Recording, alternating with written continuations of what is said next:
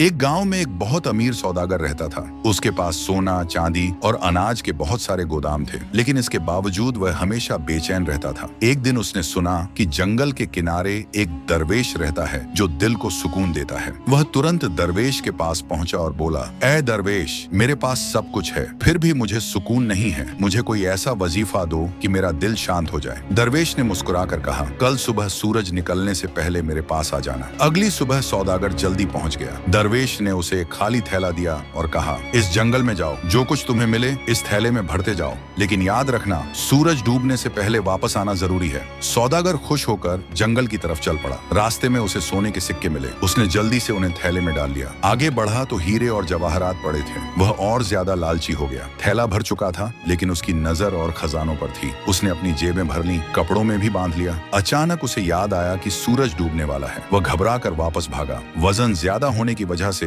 वह बार बार गिरता रहा। जब वह दरवेश के पास पहुंचा तो सूरज डूब चुका था। थैला उसके हाथ से गिर गया और सारा सोना जमीन पर बिखर गया। सौदागर थक कर जमीन पर बैठ गया और बोला, मैं सब कुछ पाकर भी खाली रह गया। दरवेश ने शांति से कहा, लालच इंसान को अंधा कर देता है। अगर तुम थैला भरने के बाद लौट आते तो सब कुछ तुम्हारा था, लेकिन तुमने जरूरत से ज्यादा चाहा और सब खो दिया। सौदागर की आंखें झुक गईं। उस दिन उसे समझ आया कि जरूरत पूरी करना समझदारी है और जरूरत से ज्यादा चाहना लालच है।